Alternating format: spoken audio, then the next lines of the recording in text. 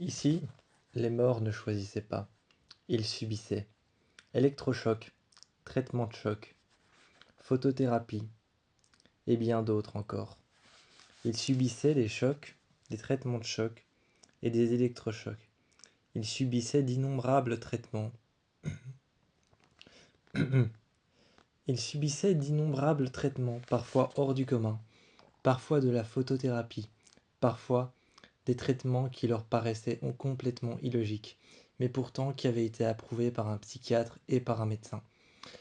Ici, entre ces murs, à Briarcliff, le médecin n'était pas qu'un médecin simple qu'on peut imaginer avec sa blouse blanche et avec son stylo pour pouvoir écrire sur ses...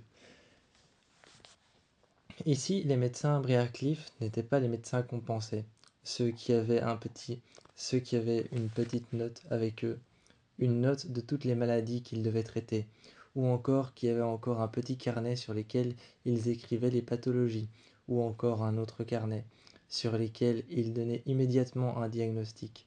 Non, c'était plutôt tout de suite un psychologue. Le psychologue établissait l'état mental du patient, et ensuite le patient subissait les traitements. Ici, l'esprit disparaissait. La logique, la fonction de notre esprit et de tout ce qu'on peut penser et imaginer disparaissait. L'irréel s'installait à l'intérieur de nos esprits. À ce moment-là, à ce moment précis où un patient devient complètement fou et complètement cinglé, lorsque son esprit a disparu et que la folie s'est installée, tous ses cauchemars, tous ses rêves et tous ses souvenirs, tout ce dont il se souvenait avant, sa propre identité s'est évaporée. Sa propre identité s'est évaporée, comme un verre d'eau ou comme un glaçon qui serait en train de fondre, sous les rayons du soleil à une terrasse.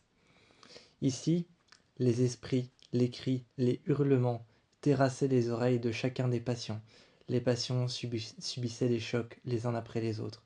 Ils subissaient les chocs et des mauvais traitements les uns après les autres.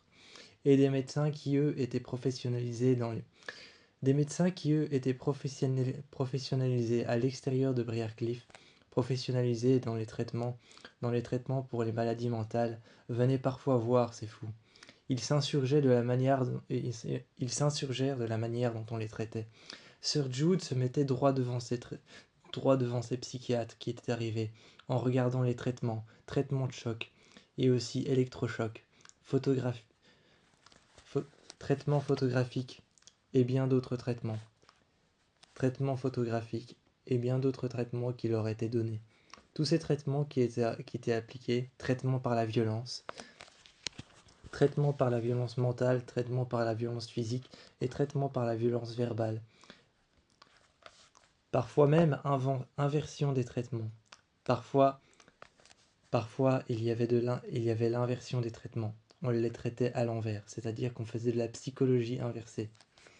On leur demandait de se rabaisser eux-mêmes, ou alors on leur demandait de se parler à eux-mêmes, histoire de les rendre encore plus fous.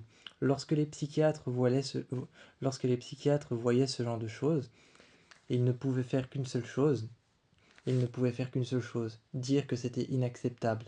Mais Sir Jude, avec son bâton, avec encore au bout de son bâton qui était peu flexible, mais assez malléable pour pouvoir fouetter, assez malléable mais peu flexible pour pouvoir fouetter un patient correctement, avec encore du sang au bout de son bâton sur lesquels il y avait des petites piques gravées au bois directement. Elle était en train d'arriver et elle le lavait avec un essuie-blanc. Sur cet essuie-blanc, le sang était en train d'apparaître, qu'elle nettoyait au bout et qu'elle était en train de frotter sur le bout de son bâton. Elle rangea son bâton sur une étagère correctement, comme si c'était un artefact, et regarda alors ses médecins. Elle les regarda tous les trois dans les yeux, en leur disant « Alors, messieurs », d'un ton ferme. En poussant quelques chaises, elle leur dit alors en se mettant derrière son bureau et en prenant plusieurs papiers qu'elle étala devant elle, elle leur dit alors « Pourquoi est-ce que vous veniez ? Pourquoi est-ce que vous veniez donc me voir ? Que me vaut cette charmante visite ?» avec un ton un peu narcissique. Elle les regarda en disant « Vous, et vous, médecin. Vous prétendez alors médecin, mais quel genre de médecin êtes-vous » affirma-t-elle. Les médecins s'affirmèrent alors tous psychiatres et psychologues en maladie mentale. Mais les traitements infligés ici étaient complètement inadmissibles. Ils voulaient rétablir une sorte de justice, rétablir le fait que les traitements étaient inadmissibles. Sir Jude se leva, déposa encore, ferma l'armoire là où il y avait tous ses fouets. Là où il y avait tous ses fouets, elle déposa l'armoire, elle ferma l'armoire correctement, déposa son fouet dont elle s'était servie dans l'armoire, correctement comme si c'était un artefact. Elle se retourna en s'appuyant contre le mur. Elle remit bien alors ses cheveux, juste à l'intérieur de son habit de nonne, et elle regarda les quatre psychologues, les quatre jeunes hommes, en leur disant: Vous, des mauvais traitements, mais c'est une maison de fous. Vous vous attendiez à quoi? Qu'on leur livre une petite surprise à chaque fois qu'ils font quelque chose de bien? Elle s'asseyait à son bureau, en disant: Ici, c'est une maison de fous, un asile. Vous vous attendez à quoi? À ce que nos traitements ne soient pas dangereux? Allez parler avec le docteur Arthur Arden. Lui, il s'y connaît beaucoup plus en la matière que moi. Vous vous attendez à quoi? À ce qu'on leur donne une surprise, ou à ce qu'on leur offre la liberté pendant ne serait-ce qu'une minute, lorsqu'ils font quelque chose de bien? Ici, si on faisait ce genre de choses, toutes les personnes, tous nos patients qui sont à Briarcliff arrêteraient tout de suite d'être fous, rien que pour avoir la liberté. Alors excusez-moi messieurs de ne pas donner des traitements corrects à des personnes qui ont perdu la raison. Ils repartirent sans avoir même pu discuter, ou sans même avoir pu discuter d'un traitement qui aurait pu être allégé. Tout de suite, Sir Jude ferma les portes et se retourna vers les fous qui étaient en train de marcher et de courir dans les couloirs. Elle regardait sa maison de fous. Elle regardait la maison de fous, Briarcliff, l'entrée, et sœur Marie-Eunice qui était en train d'arriver, descendant les escaliers avec Pepper, lui annonçant une nouvelle qui s'était passée dans une des chambres, une mauvaise nouvelle.